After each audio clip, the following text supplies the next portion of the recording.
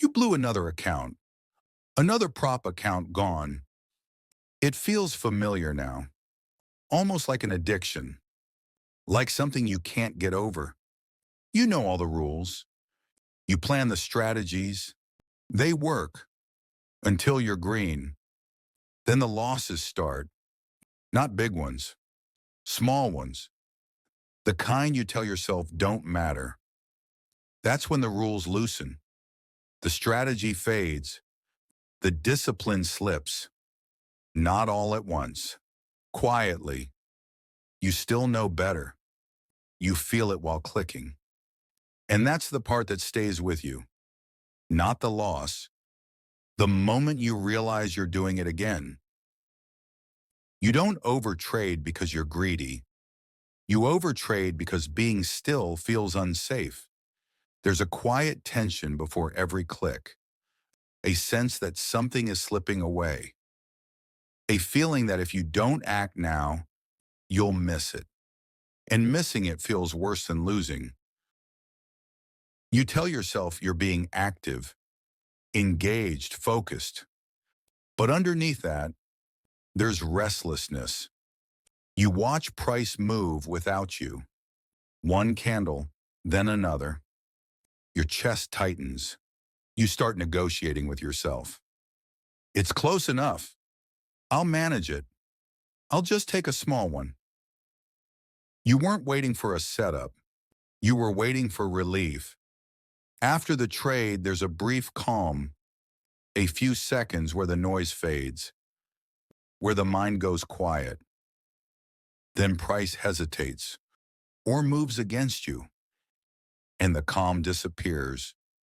Irritation shows up, then urgency. You check another time frame, then another market, then the same market again. Your journal is open, but you're not writing.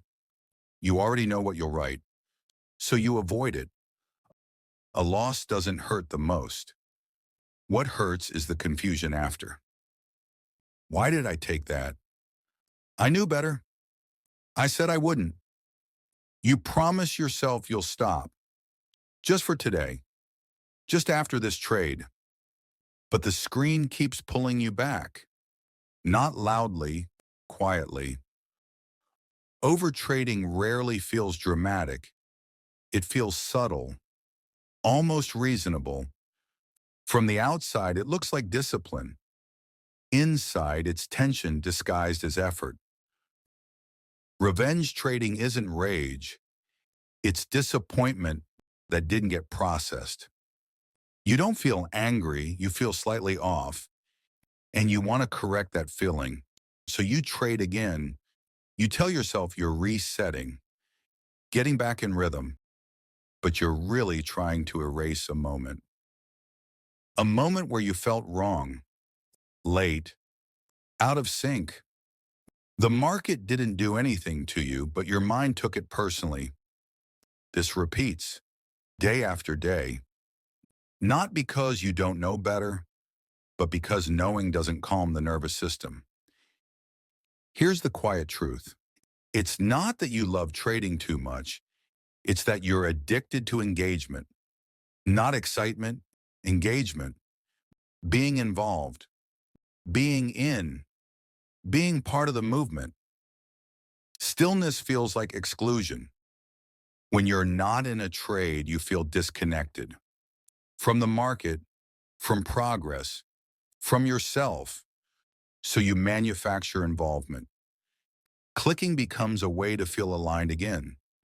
Even if the alignment is false, the market offers infinite stimulation, charts, levels, news, opinions. Your mind feeds on it. Every trade becomes a small dose of certainty. I'm doing something. I'm not wasting time. I'm not falling behind. The addiction isn't to money, it's to reassurance. Reassurance that you're on the right path, that you're improving, that today mattered. But reassurance fades quickly. So you take another trade. The monk doesn't rush the chart. He watches price move without leaning forward, without tightening his jaw. He doesn't argue with the candles. They rise, they fall, and he stays seated. The market is fast. The mind is impatient, but neither requires reaction. The monk notices something most traders miss. The urge to trade appears before the setup. It shows up as a feeling, not a signal, a subtle discomfort, a sense of being incomplete. The market didn't create it. The silence did. When nothing is happening, the mind fills the space. The monk sees this and does nothing. Not because he's strong, but because he's honest. He lets the urge exist without obeying it, without negotiating with it. The market continues without him, and nothing breaks. This is the part most traders avoid. The realization that overtrading isn't a mistake, it's a coping mechanism. You trade to regulate emotion, not to express edge. And as long as trading is your regulator, you'll keep reaching for it. The goal isn't fewer trades, it's less dependence. Less dependence on the market to tell you how you're doing. Less dependence on price to calm your thoughts. The shift is simple, but uncomfortable. You stop using trades as proof that you're disciplined, proof that you're improving, proof that today counted. A day with no trades is not a failure. It's a day where nothing was required of you. The rule is quiet. No trade is allowed to change how you feel about yourself. Not the win, not the loss, not the missed move. If a setup appears and your body feels rushed, you wait. Not because the setup is bad, but because the state is. You don't need to fix the urge. You need to outlast it. Urges peak, then fade. They always do. At first, the waiting feels unbearable. Your mind looks for reasons, for exceptions. You let it talk, and you don't answer. This isn't discipline. It's detachment. The monk doesn't feel proud for not trading. He doesn't feel guilty either. He simply notices that peace costs less than participation.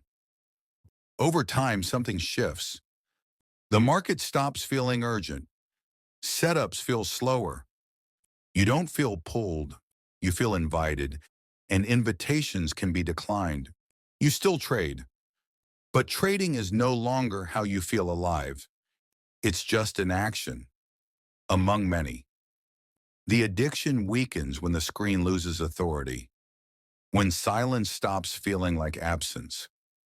The market moves on, as it always will, and you remain calm, unrushed, unattached. Nothing to prove, nothing to chase, just here in peace.